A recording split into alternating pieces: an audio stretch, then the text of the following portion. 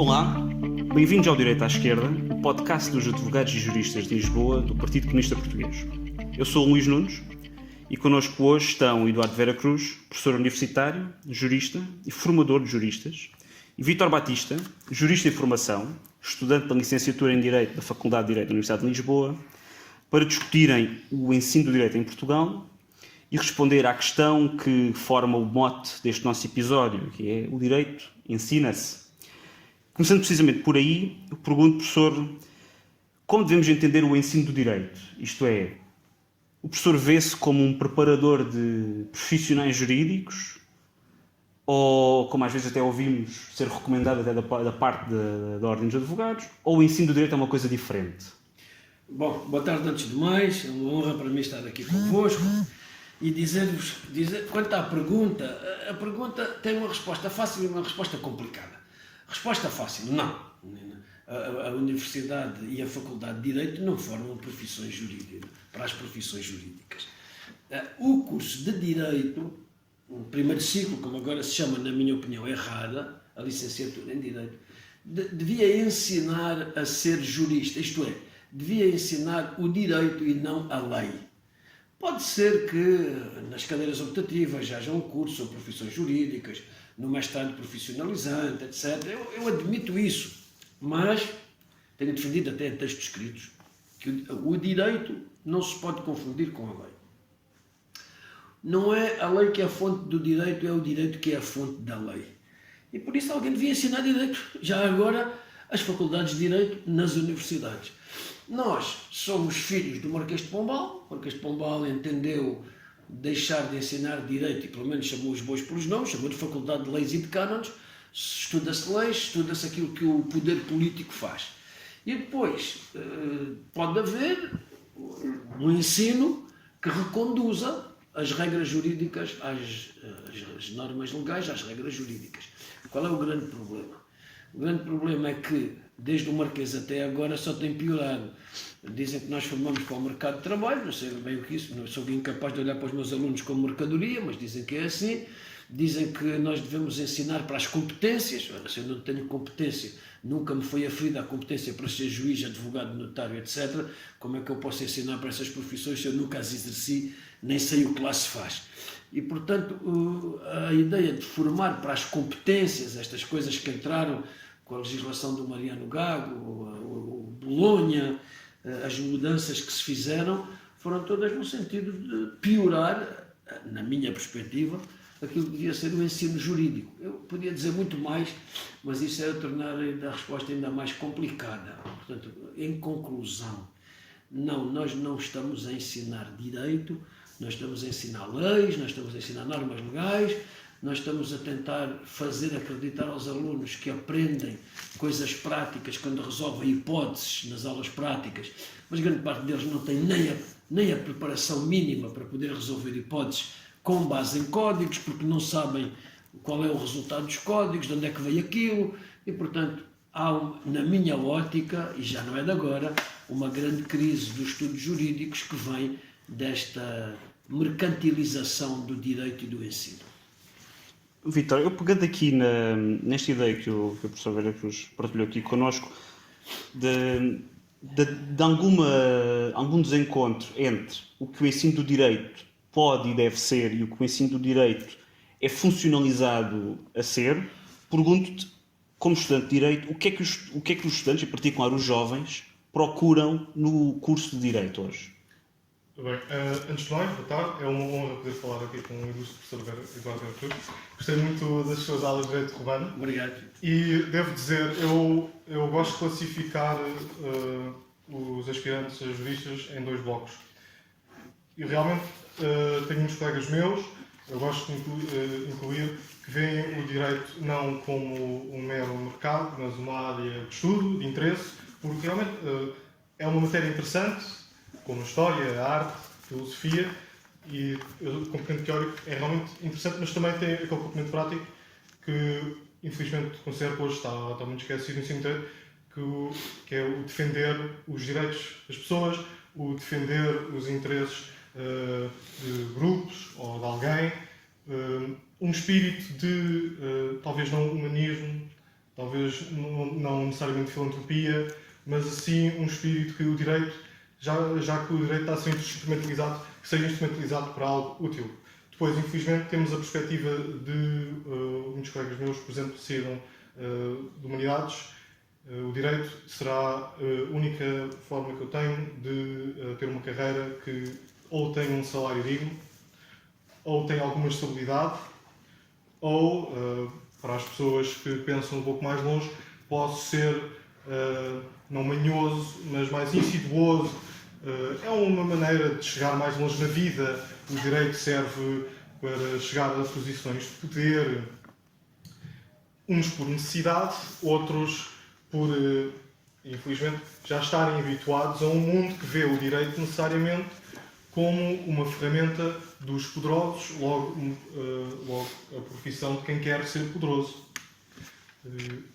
No entanto, há a segunda parte, porque depois de entrar no curso, as perspectivas ou se sedimentam ou ao cair de muitas ilusões, percebem, por exemplo, muitos colegas estariam aspirantes a defender este ou aquele grupo, ou usar o direito para poder defender uma causa, percebem-se, por um lado é muito mais complicado, por outro lado, como o professor Vera Cruz aqui explicou, nós aprendemos muito o direito, suposto direito nas leis, não aprendemos tanto valores, filosofia, ética, não aprendemos como ser juristas, não aprendemos como nós mesmos legislar, não aprendemos a interpretar qualquer lei, nem aprendemos a interpretar um caso prático e encontrar, no caso prático, soluções com base em valores. Procuramos sempre as soluções com base na lei, sem questionar se a lei é sequer justa.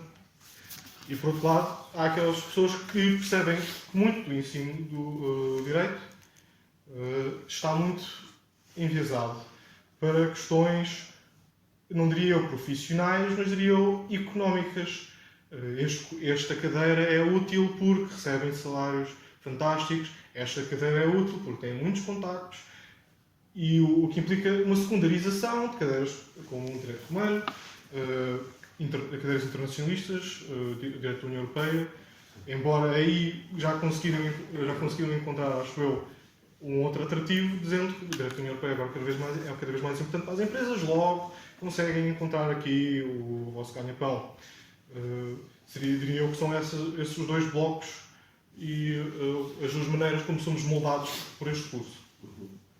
Esta ideia da Faculdade de Direito, do curso de Direito, como mais do que formador necessariamente de técnicos da lei, de incutir uma certa axiologia e um leque de valores nos juristas, é para nós no PCB muito importante, porque nós pensamos, e retomando a história do que foi o combate contra a ditadura em Portugal, vem-nos sempre à memória, em particular a nós no PCP, os vários advogados e juristas que, muitos deles nem eram comunistas, mas que defenderam presos políticos nos tribunais plenários e que participaram de uma forma muito produtiva na luta pela democracia, inclusive no movimento estudantil.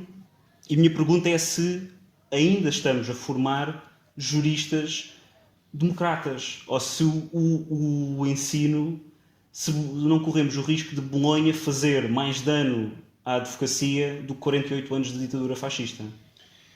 Bom, mas atenção, de fazer perguntas complicadas.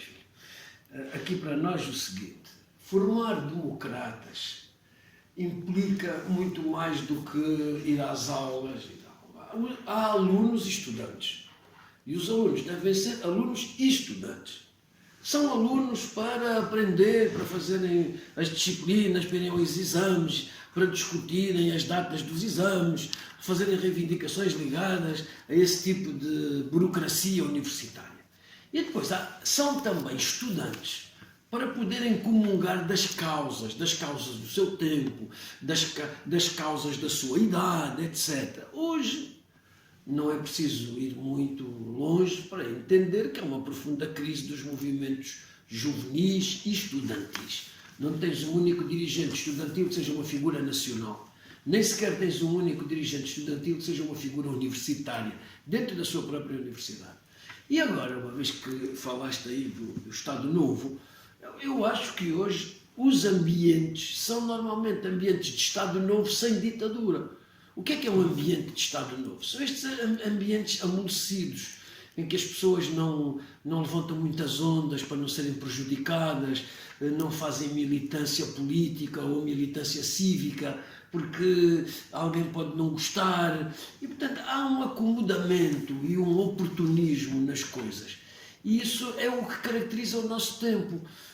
Uma pessoa está num cargo, tem alguns vices, escolhe um vice para ocupar o cargo a seguir, não há alternâncias, não há alternativas, há alternâncias, são as mesmas coisas com pessoas diferentes, mas para garantir a continuidade de tudo. E isso é um ambiente amolecido, que faz da democracia uma formalidade. E isso não é de estranhar. Eu tenho procurado nos últimos 10 a 12 anos motivar os estudantes para lutas e os estudantes não têm tido, na minha opinião, com todo o respeito pela opinião contrária, não têm tido a força da causa. Não se pode ensinar democratas em universidades que são dirigidas por senhores reitores, em faculdades que são dirigidas por senhores diretores. Eu fui o último presidente do Conselho Diretivo e o primeiro diretor deste... Portanto, fiz a transição de um regime para o outro. Nós tínhamos um Conselho Diretivo com 4 estudantes, 4 professores e um funcionário.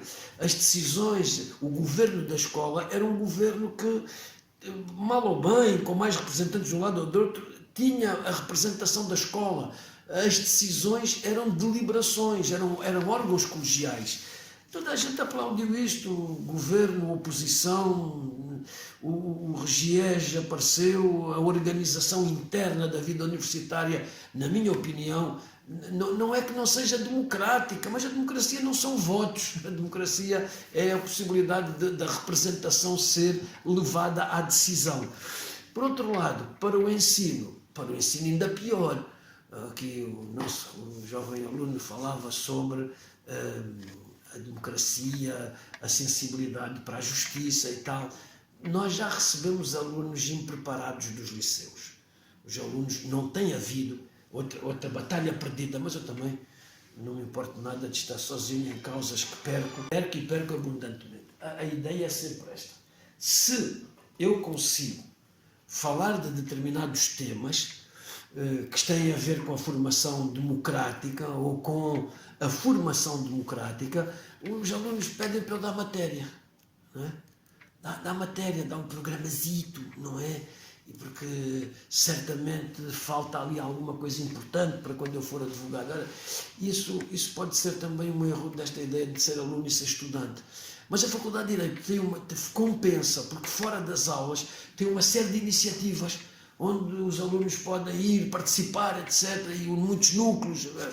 Por outro lado, e para acabar, de uma resposta incompleta, mas não há tempo, é que isto não é uma escola de formação profissional. Quem quer ser advogado, acaba o curso, é para a escola dos advogados. Quer ser juiz, acaba o curso, é para a escola dos juízes. Eu não tenho nenhuma obrigação de formar aqui para as profissões jurídicas. Isto nem é um instituto das novas profissões, nem é um instituto politécnico do direito. Talvez por isso é que ainda existe a ideia de que o direito não se ensina em institutos politécnicos.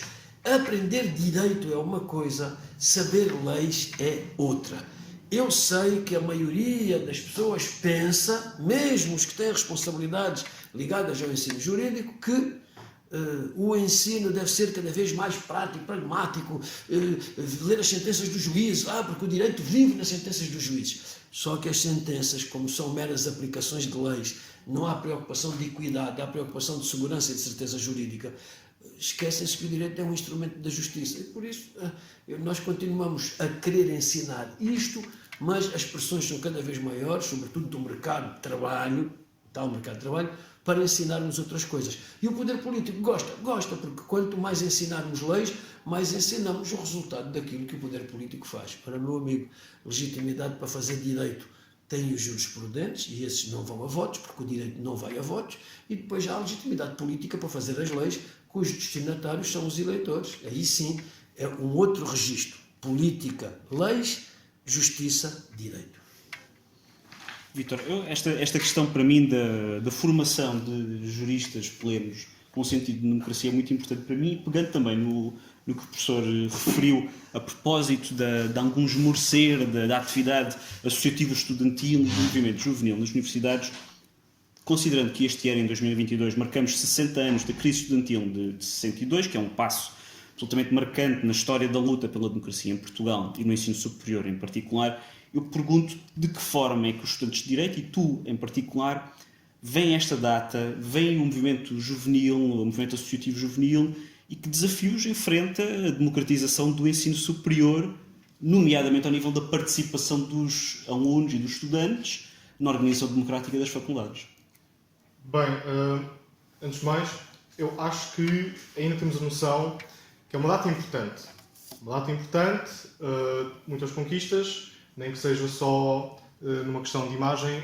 O Estado Novo teve que perceber e admitir que o direito não ia ser uma ferramenta só tocada por eles e que os estudantes não iam ser só hamsters em rodas a seguir os seus objetivos.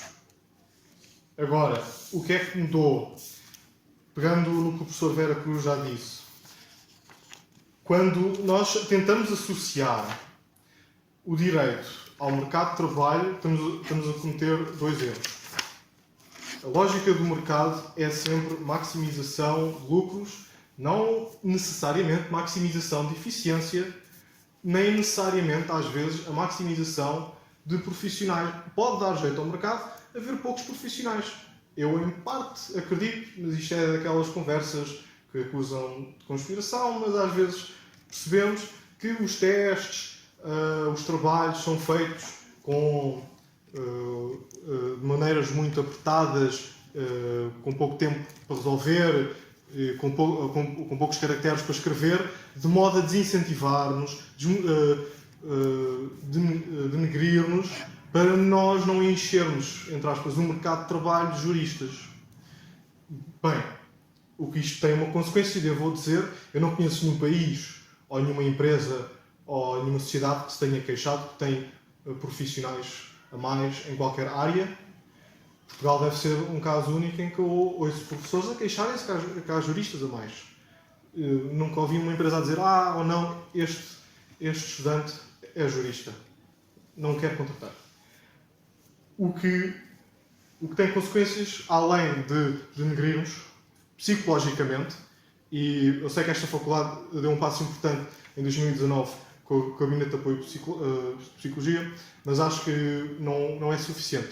Os gabinetes de apoio de psicologia são pensos, mas o objetivo das faculdades devia ser evitar as feridas, não tratar as feridas. Como é que tratamos as feridas? Como o Sr. Vera Cruz disse, já não há participação verdadeira, ou seja, no sentido em que tem consequências práticas da participação dos alunos nas eleições, nos conselhos, nas associações estudantis. As reitorias sentem-se imunes e impunes. Podem fazer o que lhes apetece, não vão ter que, quando confrontados com alunos em reuniões, sentir o peso psicológico de, oh meu Deus, a minha carreira vai sofrer se eu não tiver em consideração os interesses dos alunos. O processo de Bolonha introduziu uma ideia de mercantilização ao uniformizar o direito em toda a Europa. Ironicamente, sabemos todos nós que a União Europeia tem como grandes objetivos o mercado comum, melhorar o estado da concorrência em todos os setores, mas ao uniformizar todas as instituições de direito o máximo possível, não estamos a criar um mercado livre de ensino que permite a cada faculdade descobrir como é que vamos criar juristas melhores. O que criámos é uma fábrica de operariado jurista. Operariado jurista que, em muitos aspectos, tem ainda menos direitos, apesar de conhecer o direito, irónico, que outros operários. Agora, como é que nós, no associativismo estudantil, conseguimos combater isto? Ultimamente, acho que sou mais otimista que o professor Vera Cruz. Acho que temos tido alguns progressos, apesar de muitos retrocessos no associativismo. A internet tornou muitos assuntos sensacionalistas, mas também tornou muitos assuntos que estavam escondidos pertinentes. E acho que discussões que estamos a ter agora, com dramas mais recentes, estão agora realmente a ser discutidos muito bem. Casos de corrupção que provavelmente estariam escondidos até alguns jornalistas a encontrar, estão agora a ser expostos e a ser discutidos. Só falta a segunda parte, que é as consequências. E nisso, infelizmente, o associativismo estudantil não ganha, porque a própria estrutura das faculdades, o próprio regulamento do funcionamento das faculdades não permite aos estudantes ter mais peso nas decisões.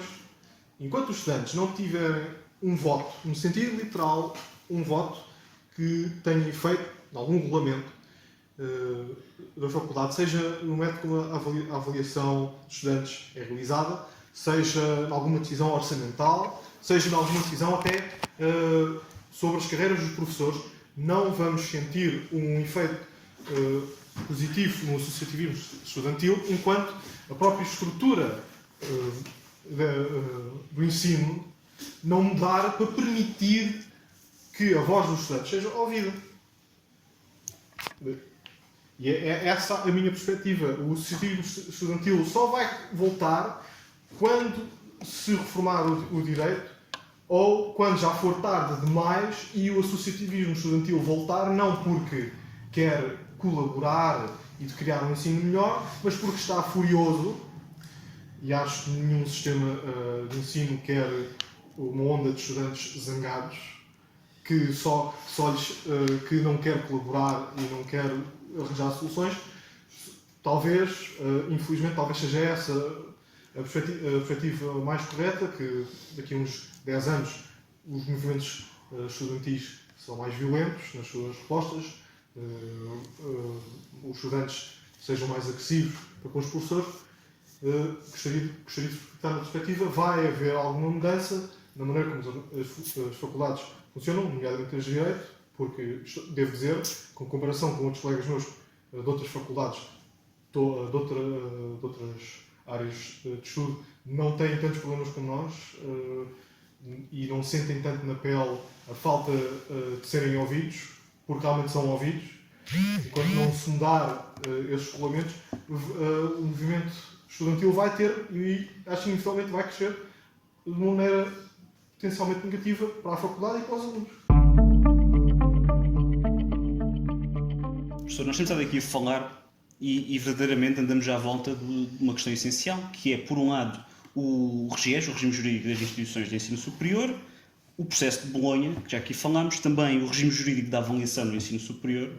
Todos estes instrumentos normativos são instrumentos no qual nós, no PCP, nos opusemos desde o início, aliás, uma posição relativamente solitária no panorama político nacional, e eu, não fazendo necessariamente aqui a avaliação política desses instrumentos, eu atendo-me ao conteúdo dos artigos 76 e 77 da Constituição, que regulam o ensino superior. Eu pergunto-lhe se, envolvidos vários anos, décadas até, do processo de Bolonha, do RGES e do regime jurídico da avaliação no ensino superior, se podemos dizer que o ensino superior, em particular do direito, promoveu a igualdade de oportunidades e a democratização do ensino, por um lado, e se por outro contribuiu para a formação de quadros especializados e a elevação do nível de ensino, que são os desígnios constitucionais para o ensino superior. Não, foi exatamente o contrário.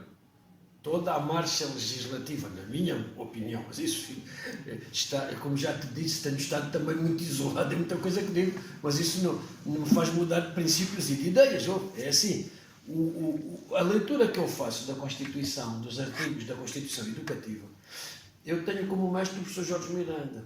O professor Jorge Miranda, que discordo pontualmente e em algumas coisas estruturais, mas isso não está em causa agora, o professor Jorge Miranda ensinou-nos a ler a Constituição de uma forma densificada.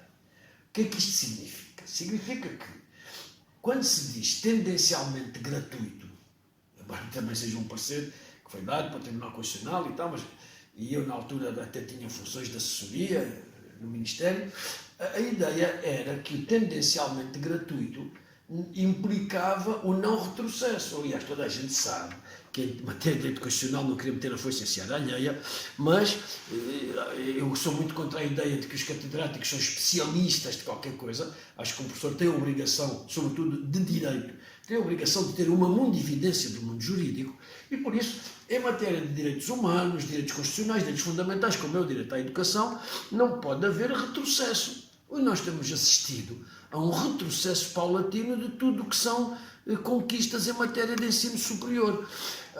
Há quem defenda até que devia haver propinas diferenciadas consoante os níveis de rendimento das famílias, que é aquela ideia de fazer a universidade dos pobrezinhos, não é?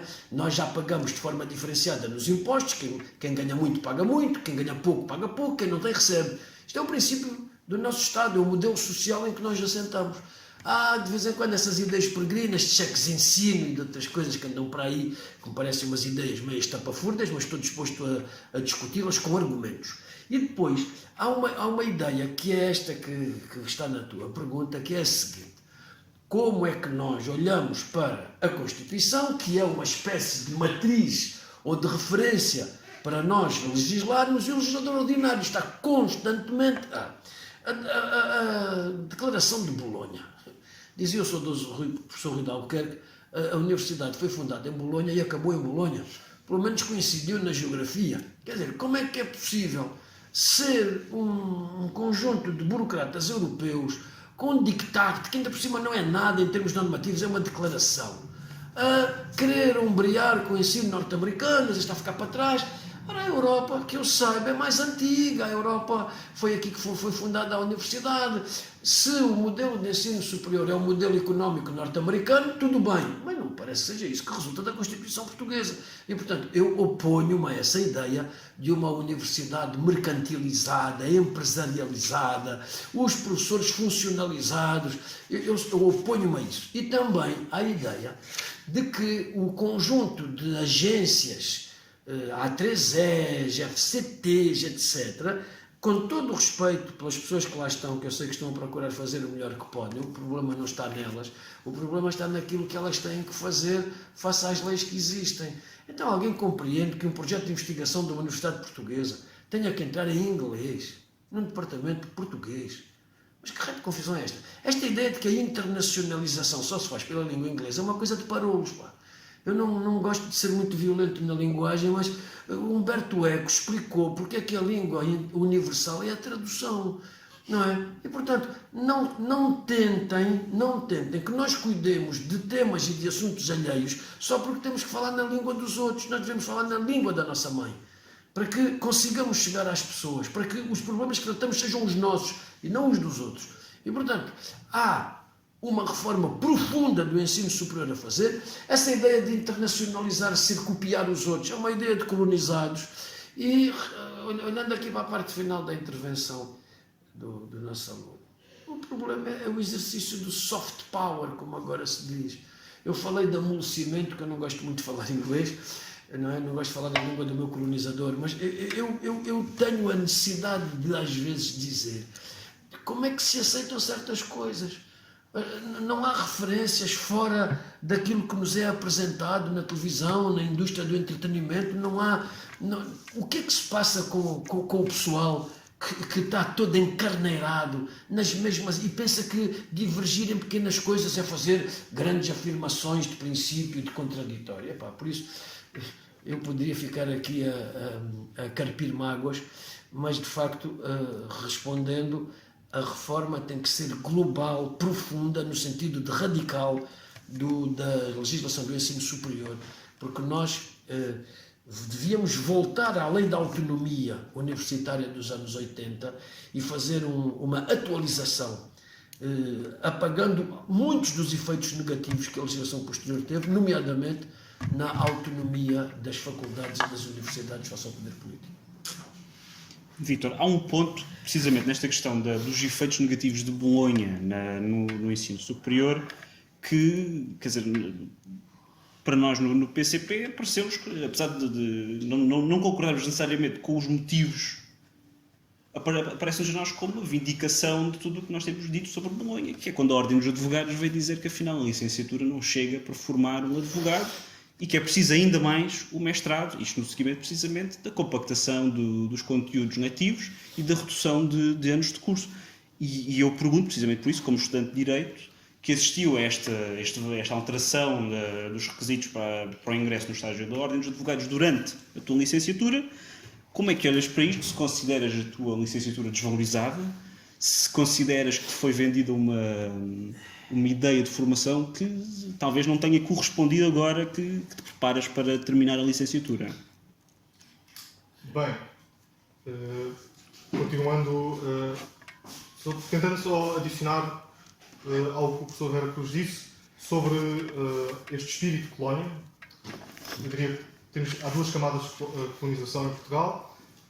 Para já, Europa, colónia dos Estados Unidos. Temos que seguir tudo o que os Estados Unidos faz, porque os Estados Unidos é o nosso grande aliado em tudo e mais alguma coisa, é o grande modelo no Ocidente. Pronto. Depois Portugal, dentro já da Europa, é uma parte muito fraca, não digo a parte mais fraca, mas também temos a tendência de seguir tudo o que a União Europeia diz acriticamente. O que depois tem consequências desastrosas em muitos domínios. Somos a colónia da colónia. Então, nós não temos pensamento próprio no ensino, não conseguimos formar os juristas ou os defensores do direito como nós queremos. E depois, nós insistimos muito em acreditar na argumentação da União Europeia, que, aliás, 4 anos para formar um jurista é o suficiente para depois ele poder ingressar na ordem. Para depois agora dizerem, olha, aliás, agora é preciso um mestrado. Eu acho que é eles admitirem que erraram. E sim, eu diria que foi realmente desvalorizada a minha licenciatura. Muitas cadeiras, eu conheço muitos professores que disseram, a meio do semestre, quem me dera ter mais tempo, quando esta cadeira não era só semestral, era muito melhor, quem dera que as frequências não fossem já, porque agora vamos chegar a esta matéria apressadamente. Acho que beneficia tanto os alunos como os professores, porque os professores, a minha mãe é professora no básico, ela sente a dor que é ter muitos testes para corrigir. Eu sinto que muitos professores que parecem mais, não digo mais desacreditados, ou muitos daqueles professores que parecem tão desinteressados no ensino, querem só preencher a burocracia, cumprir com as normas, em parte é por causa disto, já perderam as liberdades. O ensino deixou de ser um espaço criativo, prejudica todos. Os professores sentem-se mal, os alunos sentem-se mal com isso. Continuando com a questão da ordem. A ordem deve ter os seus interesses. Eu também não quero lançar combustível para a fogueira, mas parece muito que a ordem, já muitos professores são da ordem. Não vou dizer nomes, mas alguém surgirá na cabeça de toda a gente a dizer, juristas a mais. Coincidentemente, agora é preciso um mestrado para entrar na ordem. Será que isto é uma admissão de elitismo? Eles querem reduzir o número de juristas de maneira artificialmente, obrigar os escritórios de advogados a receberem prémios maiores, a conseguirem exigir valores maiores dos clientes. Talvez, mas infelizmente é o que eu e muitos colegas meus acreditam. Não vejo como isto vai criar juristas mais eficientes. No mestrado aprofundamos. Não aprofundámos antes. Agora, em um ano de mestrado e um ano de tese, estar a tentar aprofundar o que não foi aprofundado antes é horrível. Ter alunos e professores que já estão sobrecarregados porque sentiram a pressão da reestruturação e uniformização com Bolonha também não vai beneficiar ninguém. Vi recentemente uma notícia que o número de estudantes que entraram em Direito, em todo o país, não só nesta faculdade, reduziu. Obviamente as controvérsias recentes não devem ter contribuído para nada. Obviamente outras controvérsias também não. Mas sinto que eu entrei em Direito conhecendo já juristas e conheço muitos colegas também. Ouvindo as histórias de terror mais recentes de como é que o curso mudou para pior, aposto que Bolonha teve um efeito oposto. Temos menos pessoas interessadas genuinamente no que é o direito, mais pessoas interessadas naquele aspecto negativo do direito, que é a mercantilização, os tachos, o arranjar uma posição de poder, o receber um bom salário só por ter um bom salário. E vamos ter muitos mais juristas que estão fartos psicologicamente eu sinto isso em muitos colegas, estamos fartos psicologicamente, estamos muito cansados, eu sinto isso nos professores também, estamos cansados. Eu não conheço nenhum jurista que funcione melhor cansado, nem conheço nenhum escritório de advogados que deseja ter juristas cansados, fartos, descontentes, que sentem que não podem ser criativos, que sentem que não foram criativos e que sentem que não aprenderam direito, aprenderam só a preencher papelada, a burocracias e a despacharem-se nos exames e nas frequências, a despacharem-se nos trabalhos, a participarem porque têm de participar e a ser competitivos com os colegas. Isso não vai criar um espírito bom para o direito daqui a 10 anos.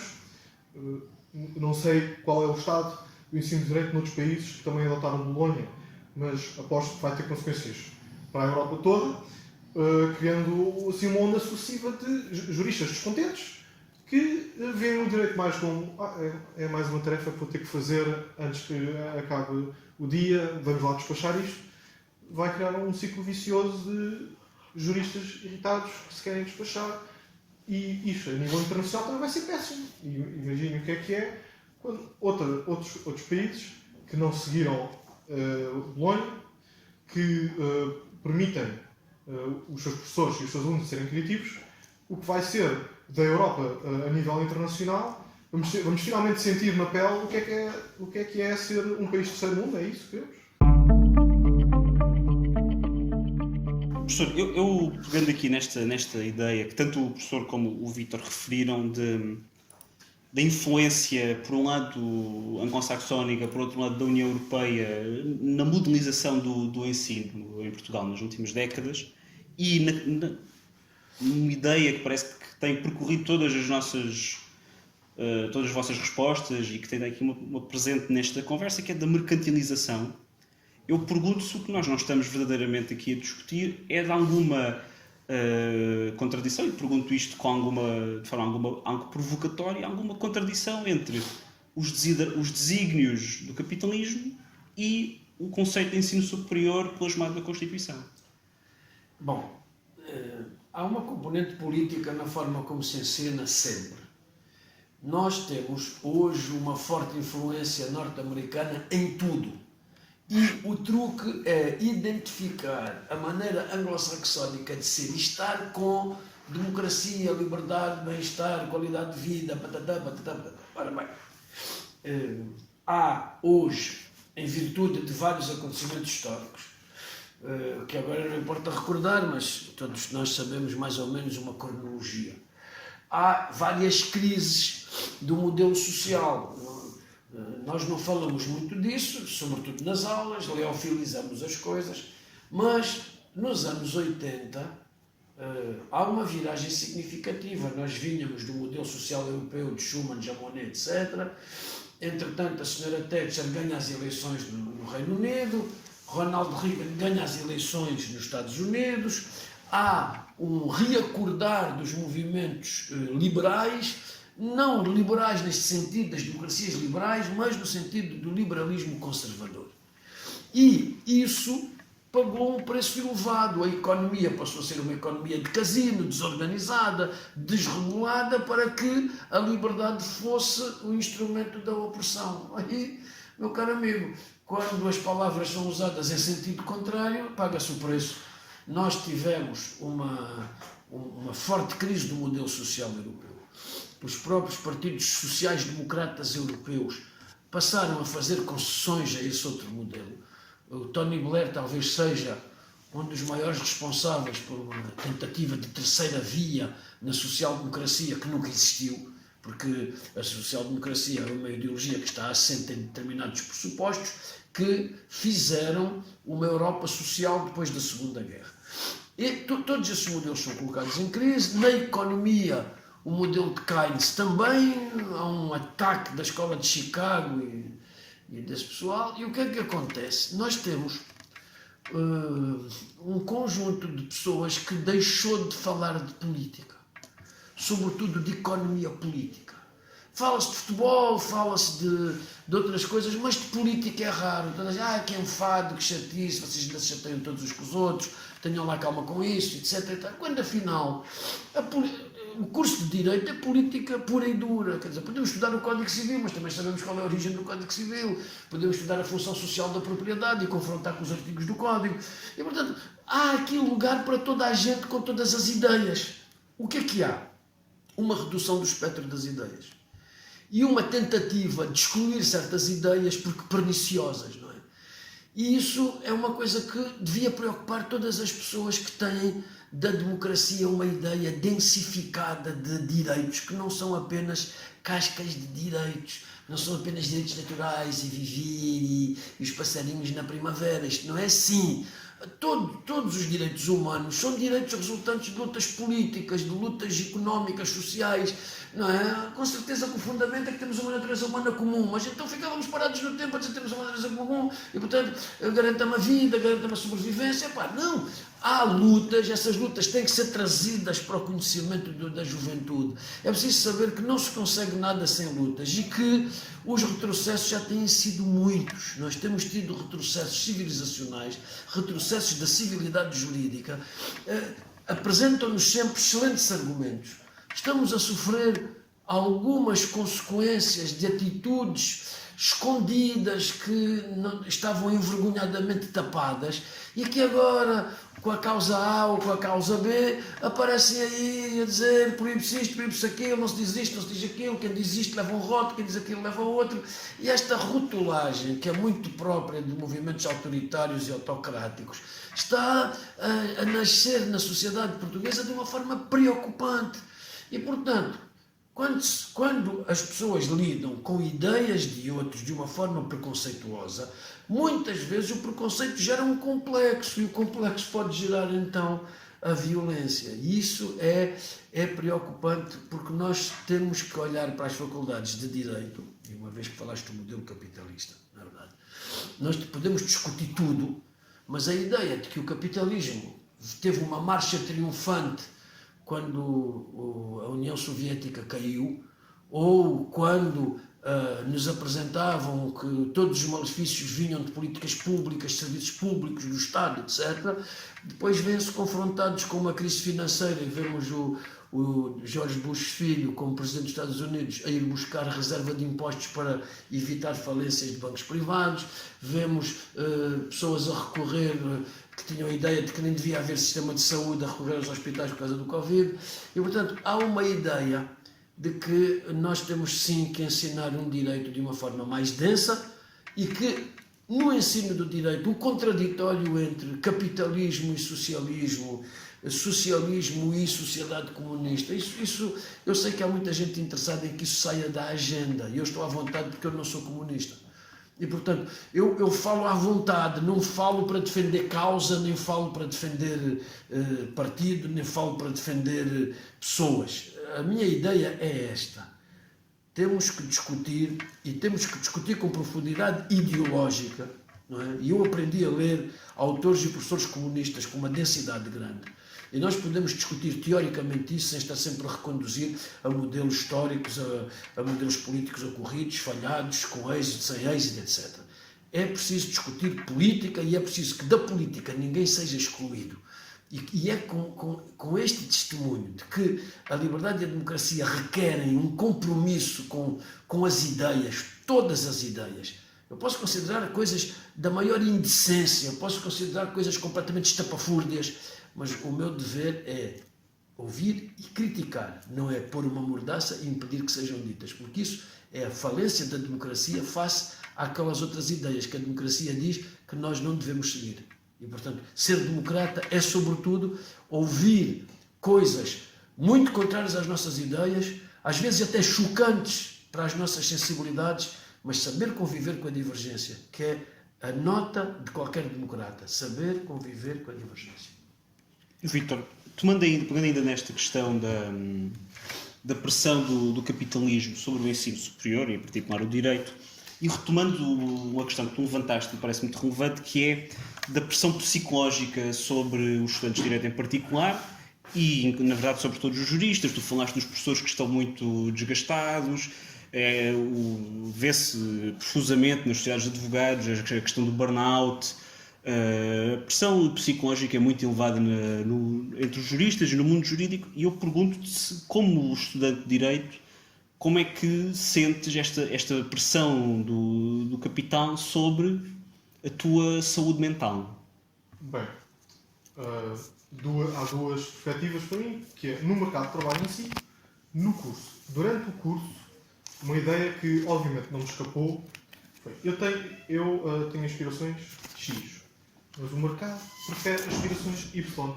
E uma coisa que me preocupou sempre profundamente foi: eu vou sequer fazer a atividade que eu quero? E depois, agora sim, já no mercado de trabalho, perceber, eu tenho a média que eu preciso para concorrer, para eu poder fazer o que eu quero. Eu tenho as conexões todas, os tachos que eu preciso para fazer o que eu queria, ou para ter uma vida confortável. Ou seja, eu já estou a estudar, a pensar: oh meu Deus, como é que eu vou ter uma família, uma casa e um carro se eu quiser estudar História do Direito? Oh meu Deus, como é que eu vou conseguir ajudar os meus filhos quando não estão doentes se eu não quero estudar fiscal só para defender uns quantos bancos que fugiram aos impostos ou algumas empresas que não pagaram as suas obrigações? Pronto. Eu sinto muito na pele também aquela tal questão de o direito está muito fordista. Tem de ser tudo rápido, tem de ser tudo uniforme, é tudo uma fábrica, tenho que fazer o trabalho já, tenho que fazer com estes caracteres. Eu e os meus colegas entramos todos em pânico: não posso copiar aqui, não posso copiar aqui. Temos de ser ao mesmo tempo criativos, mas não ter uma ideia que não esteja substanciada ou no acórdão ou na doutrina. Isto acumula. E depois, claro, também não ajuda. Alguns professores têm algumas atitudes que acredito que muitos deles não fazem por mal, e eu, conhecendo professores, percebo perfeitamente o que é já estar desgastado e ainda ter de ir para uma sala de aula e ensinar. Percebo que o quão fácil seja cair no vício de desgastar os alunos. Claro, não vai ajudar ninguém, como já tinha dito. Acho que há soluções. Por um lado, mais liberdade de ensino para os professores; por outro lado, mais liberdade de trabalho para os alunos; por outro lado, não podemos ter medo de contratar mais professores. O volume de trabalho é sempre mais fácil de lidar quando há mais professores. Também não podemos ter medo de assumir que é preciso um maior papel dos estudantes nas decisões da faculdade. A faculdade não consegue ler a mente das pessoas, não sabe efetivamente se os alunos estão a perceber quando o professor ensina do método A ou quando o professor ensina do método B. Esse feedback, acho que só é possível não com petições, não com associações, mas com um poder de voto concreto, na participação ativa dos alunos nas decisões sobre como é que vai ser o regulamento de ensino, como é que vai ser organizado os horários, coisas assim substanciais. Acho que, infelizmente, o capitalismo que nós vivemos agora já nem é o capitalismo, não digo eu, das democracias sociais que vivemos no pós-Primeira Guerra Mundial. É uma espécie de retorno ao pré-Primeira Guerra Mundial. Já não é o capitalismo da concorrência. Isto é o capitalismo dos monopólios e oligopólios. O capitalismo socializou-se. Irónico. Para dizer, ele vai mudando. Lembro-me, haveria autores que na altura até diziam que o Estado era bom para o capitalismo, o Estado assumir o papel de custear a educação, custear os hospitais, custear a infraestrutura, porque o que as empresas não têm que custear por impostos, as empresas depois têm o espaço. Temos muitos juristas que podem nos ajudar nos nossos projetos, até podemos crescer a economia, porque o Estado, felizmente, ajudou-nos. O que nós temos agora não é. O Estado retira o apoio a todos os aspectos vitais na sociedade. A educação, provavelmente das mais vitais. Mais uma vez, não haverá nenhuma sociedade que alguma vez tenha queixado: temos profissionais a mais, temos especialistas a mais. Isso é fatal. A sociedade que acredita que fica melhor restringindo o acesso à educação é uma sociedade que não vai durar 50 anos muito no chão. O que é preciso agora, talvez, seria desintegrar este modelo de capitalismo de ensino. Desintegrar Bolonha, voltar a permitir a cada país, a cada faculdade e a cada professor escolher como é que vai ensinar e escolher o que vai ensinar. Mas sabes, filho, é difícil, eu penso para dizer. É difícil porque tu hoje com o Erasmus tens de ter um programa de relativa harmonia. E por isso é que nós não podemos anualizar as disciplinas, têm que ser semestrais. E nós não podemos ter muitos anos de ensino porque eles querem um mestrado com modelo integrado e tal. Portanto, é uma fuga para a frente.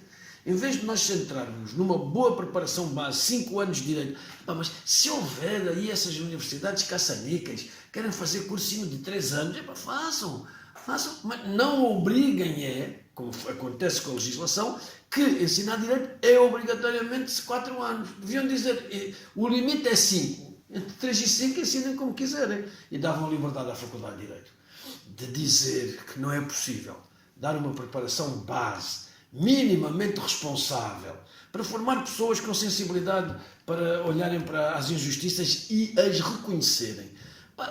Isto hoje é um pouco alienante. A malta tem padrões de felicidade apresentados pela indústria da diversão, não é? E os jovens têm que fazer isto, os jovens têm que fazer aquilo, a felicidade está nisto, a felicidade está naquilo, e nós temos padrões de consumo que nos dão as dimensões da felicidade. E quando é assim, meu caro amigo, a alienação é toda. Se nós vamos falar nesta linguagem, digam lá, de que baú é que saiu este indivíduo, isto agora, modernamente, estamos entre a MTV e a CNN e basta, e tudo é discurso comunicacional, tudo é spot, tudo é... E, portanto, o que é que se faz? Vamos nos adaptar. Desculpa. Há sempre quem veio em sentido contrário no carreiro, para usar a velha cantiga do Zeca Afonso. E, portanto, dizer não, não é? Dizer não, saber estar sozinho, ter a força das convicções, entrar em contraditório, não ser dogmático, não é? Ter o espírito aberto para ouvir e saber e mudar de opinião. Deus nos livre, ficar sempre com a mesma, mas há um déficit de cultura, há um déficit de música, há um déficit de sensibilidade, e isso junta-se tudo no ensino superior. Não é normal que as comissões de finalistas tenham como músico modelo para as festas de finalistas o Kim Barreiros, com todo o respeito por Kim Barreiros e pela música que ele representa. É uma música popular, para os arraiais populares, etc. Mas não deixa de ser um motivo de preocupação que o grande ídolo da juventude possa ter aquele nível de letras. Qual é a complexidade daquele raciocínio? Da maior parte das mensagens que se ouvem e que passam por... Uma infantilização. Não queria ir por aí, senão ainda tenho aí que enfrentar alguma turba canora e belicosa, mas também não é nada coisa. As coisas são assim. E nós temos que começar a falar do ensino superior para que isto chegue aos partidos políticos, para que chegue a uma sensibilidade social e dizer: esta universidade não serve uma sociedade justa, equitativa, preocupada, não serve. Ponto. Agora, para quê? O que é que deve ser um jurista no século XXI? Depende de quem faz a pergunta, depende de quem dá a resposta. O que é que deve ser o direito legislado daqui para a frente na organização do ensino superior? Há tantas opiniões, tantas coisas publicadas, mas não há ninguém do governo que as leia. Os governos fazem coisas muito interessantes. Vêm buscar um professor à universidade. Não, está um senhor professor catedrático, doutor, nestas coisas e tal. Mas quem o escolheu? Foi a universidade ou foi o governo? Foi o governo. Então não é um professor, não deixa de ser um comissário político que está a fazer uma tarefa. Pode ser chamado professor, pode ter os seus pergaminhos, mas se for um professor genuíno, devia ser escolhido pelos seus pares, mas também não pode ser escolhido por pessoas que estão eleitas nas universidades e nas faculdades como se elegem na política, com o tipo de lobbies, com o tipo de mentalidade que está instituída. E, portanto, fica difícil, não é? Nós até devíamos discutir nos estudantes, sem radicalizações, o que é uma reforma e o que é uma revolução, não é? Porque hoje uma pessoa disser que é revolucionário, quase que vai abaixo a o Carmo e a Trindade. E, portanto, o que é fazer reformas e o que é fazer uma revolução? É ir à raiz das coisas. Desculpa de interrompido, só porque tive aí uma vontade de dizer qualquer coisa. Não, mas foi uma boa intervenção e devo aqui acrescentar, talvez uma crítica, diz hoje que o ensino de direito está muito prático. Eu diria que, além das questões do mercado, psicologia de quem vai trabalhar com direito e de quem ensina, eu não diria que isto é um modelo prático por uma outra razão fundamental. Nós, no ensino do direito, não temos a noção, que aqui o professor Vera Cruz já referiu, que por detrás de cada lei esteve uma intenção. E por trás de uma intenção está um objetivo politicamente motivado. Já vi muitas críticas às cadeiras históricas e internacionais. No entanto, ironicamente, talvez das aulas mais importantes que eu tive foi por exemplo, na cadeira de Direito Internacional Público 2, que é a Direito Internacional do Mar. Perceber que por detrás de todas estas regulações não estavam princípios primeiro, a lei depois estava. Um problema concreto foi preciso resolver, ou havia um interesse concreto das superpotências ou dos países mais pequenos, ou de algum grupo que precisava defender a sua economia e decidiu, bem, eu preciso desta solução. E só depois é que os juristas disseram este princípio, aquele princípio em direito comercial. Se o professor for honesto, o professor vai dizer esta solução não é uma consequência do direito de propriedade. Já ouvi muitas vezes professores a dizerem isto é assim porque o direito de propriedade consequentemente tem que ser assim. Ou isto é assim porque, de acordo com este princípio constitucional, a solução tem que ser esta. Mas dizem abertamente, houve este problema económico na altura, encontrou-se essa solução. Houve este grupo interessado nesta medida, criou-se esta medida. Depois é que se argumentou. A falta de perspectiva histórica, política e a falta de uma perspectiva filosófica também continua a prejudicar os juristas do futuro, vai continuar a prejudicar a democracia em Portugal, porque se quem conhece a Constituição e quem defende a população nos tribunais não conhece bem o porquê das leis serem X ou Y, também não vai ele mesmo saber como mudar, saber por que mudou, nem saber construir um modelo que defende melhor. É isso a grande crítica à ideia que isto é um ensino pragmático. Pragmático, talvez, para alguns escritórios de advogados, talvez para a União Europeia, pragmático para os interesses dos alunos, dos professores e da democracia, não. Rejeito essa noção de pragmatismo. Diria que, aliás, é muito mais pragmático um modelo focado em filosofia do direito, justiça e o jurista ser criativo do que este modelo atual.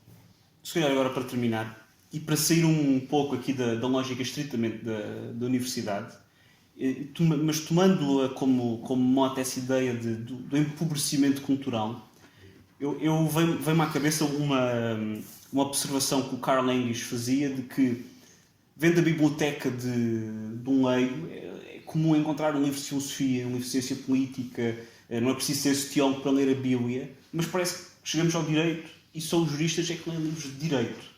E o que é que nós podemos fazer, o que é que falta fazer para que o direito saia dos muros das faculdades e chegue às pessoas que, quer dizer, não há ninguém que possa dizer que a sua vida não é impactada pelo direito, desde que nascemos até morremos.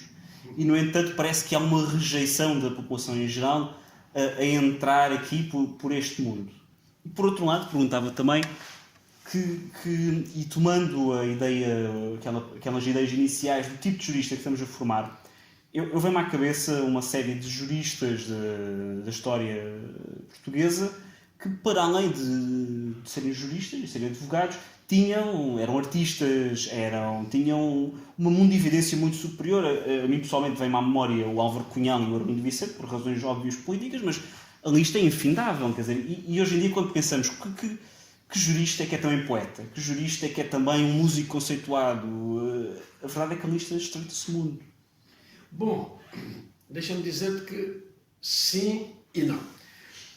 Hoje há uma associação de poetas juristas, há muitos pintores que têm o curso de Direito, mas nunca o usaram para exercer nenhuma profissão jurídica. Portanto, continua a ser um curso onde Ainda no outro dia veio cá o Dr. Pacheco Pereira, tem ali o arquivo, tinha ali a sua ficha, etc. Houve pessoas que iniciaram o curso, depois seguiram outros caminhos, e portanto, os políticos que têm a base jurídica depois diversificam as suas carreiras, as suas atividades, etc. Mas tens razão numa coisa: o curso de Direito foi-se transformando numa tecnicidade apurada. E, portanto, aquilo que é de senso comum, aquela linguagem acessível, perdeu-se. Os juristas pensam que por falar caro falam bem e introduziram no discurso jurídico uma série de expressões técnicas que o vulgo das pessoas não dominam. O que é que acontece?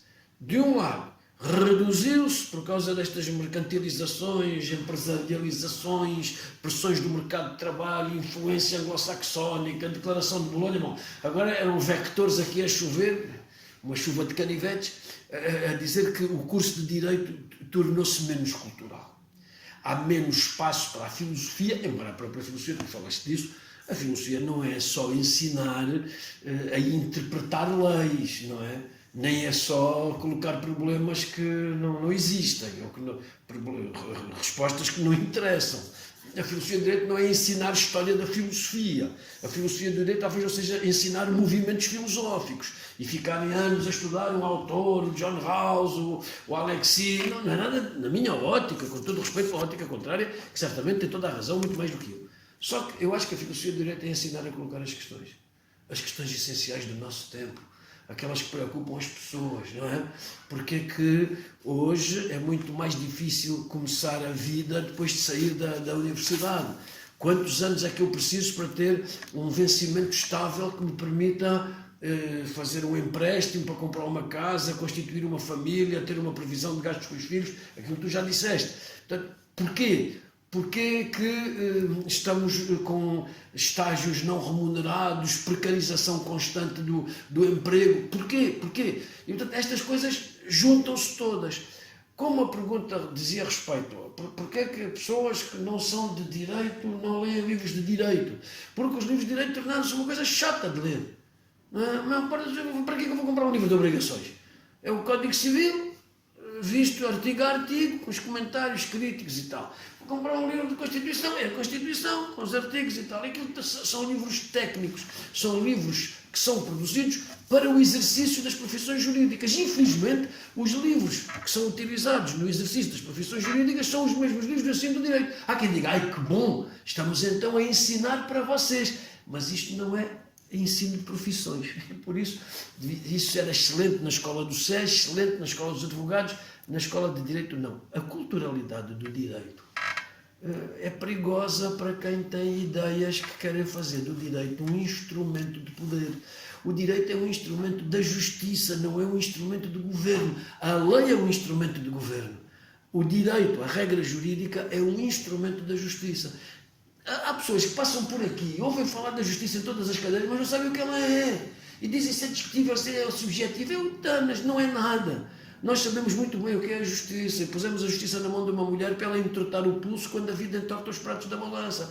Nós temos que ter consciência disso. Se não ensinarmos estas coisas pequeninas, se não criarmos uma sensibilidade, se não plantarmos a semente da justiça no coração dos alunos, porque um professor não é um instrutor da condução, pisca para a direita, pisca para a esquerda.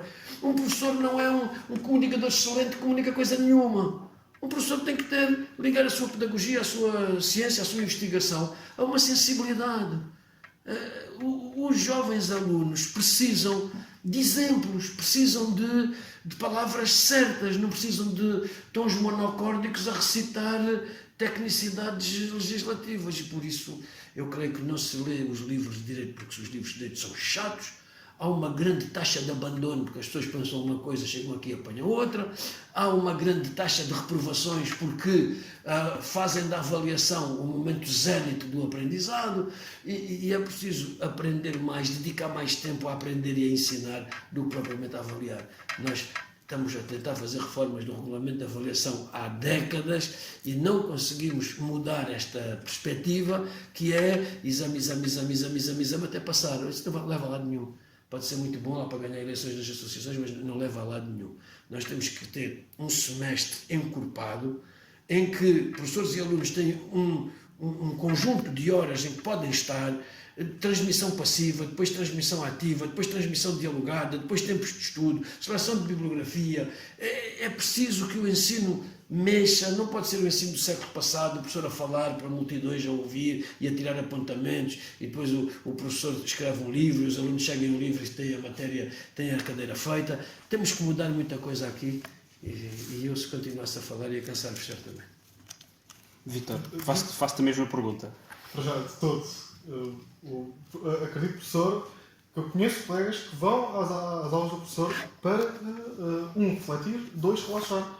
Porque é precisamente isso. Uma linguagem tão técnica, mais valia ser uma linguagem de fábrica. Mais valia termos um computador a debitar. Artigo 1 diz isto e aquilo. Artigo 2 diz isto e aquilo. E pronto, a explicar. Esta doutrina diz aquilo. A outra doutrina diz aquilo. Porque é que pouca gente está interessada em ler sobre o direito? Porque quem escreve o direito, quem escreve os manuais de direito, fez por isso. Se quisessem um direito acessível, usavam uma linguagem mais direta, que qualquer um conseguisse ler e perceber qual será o interesse, então, de restringir quem compreende o direito. Bem, por um lado, é verdade. A tarefa do advogado seria um pouco secundarizada se qualquer pessoa se soubesse defender em tribunal, sem alguma vez precisar do jurista.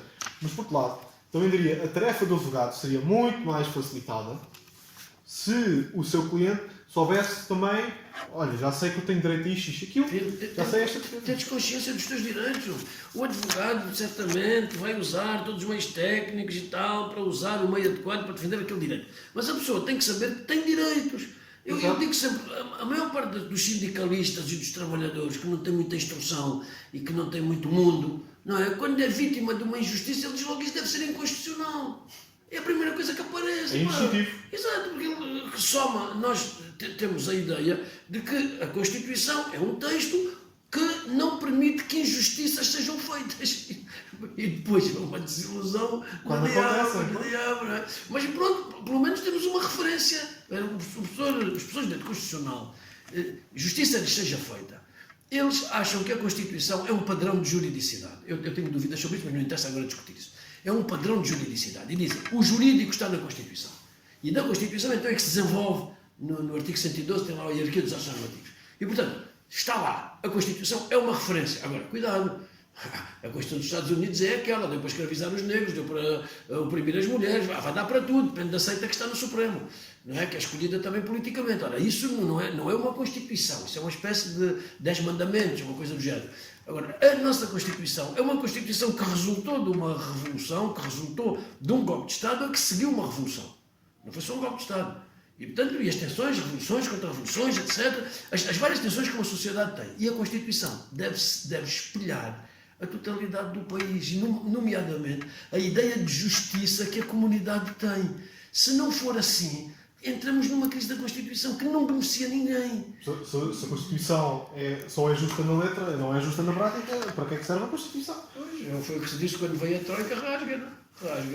Se não serve para nada, rasga-na. Claro que eu tenho a ideia que a Constituição já era. Nós estamos na era global digital, as fronteiras caíram, a expressão soberana dos Estados, que era produzir legislação, obviamente que está em crise. Não sei se haverá um movimento regressivo aí, mas o movimento de integração europeia vai muito nesse sentido, de desvalorizar as constituições e os códigos locais, e também vai no sentido, a legislação internacional, de colocar a dignidade da pessoa humana acima de qualquer texto, seja a Constituição, seja código, seja o que for. É por aí. Sim, realmente sinto muito na perspectiva dos, entre aspas, leigos, que o pessoal que não estuda direito, que realmente há uma ideia de justiça que não está a ser cumprida pelos sucessivos governos. E eu diria que ajudaria bastante, politicamente, para o desenvolvimento desta democracia, se, por exemplo, no secundário houvesse um ensino de direito, algumas aulas para discutir o que é a justiça. Se os livros de direito fossem mais acessíveis e mais pessoas conseguissem ler, estivessem interessadas, por exemplo, isto ajuda também a perspectiva de, quando ensinamos a origem de uma lei, perceber que havia por trás desta lei um motivo não era só um debitar princípios constitucionais, havia aqui uma motivação política. Este grupo quis defender este interesse. Acredito a 100% que se mais livros de direito ensinassem o direito numa perspectiva mais realista, verdadeiramente pragmática, porque a justiça é realmente pragmática, não podemos estar a criar essa dicotomia, não é pragmático não ser justo.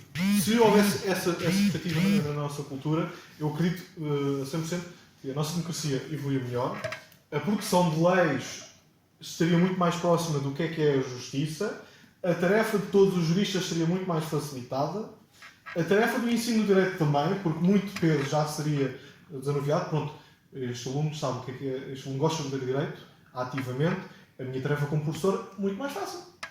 O aluno intervém com ideias que eu nem sequer sabia, muito melhor para mim. Ou seja, porque é que não há mais gente a ler direito? Porque, infelizmente, se quis, ou se acreditou, de uma maneira muito ignorante, que uma ciência é melhor quando não é acessível. Uma ciência é melhor quando é o mais técnico e dogmático possível. Não sei o estado de outras ciências, mas acredito que outras ciências queixam-se do contrário, de não temos mais pessoas interessadas em medicina, não temos mais pessoas interessadas em astrofísica, mas pronto, é uma crítica que já me feito. Professores que abertamente criticam, então temos muita gente interessada em direito. Devia ser felicidade para qualquer professor, tanta gente interessada em direito. Infelizmente, parece que não é. E com este mote da felicidade em estudar direito, e de facto como isso deveria ser o objetivo principal da faculdade, damos por terminado este nosso episódio. Quero agradecer a ambos os nossos convidados pela companhia que me fizeram aqui durante este episódio. Muito obrigado a ambos. Eu que agradeço. Até uma próxima. Igualmente, foi realmente um prazer. E assim chegamos ao final deste episódio do Direito à Esquerda, o podcast dos advogados e juristas de Lisboa do Partido Comunista Português.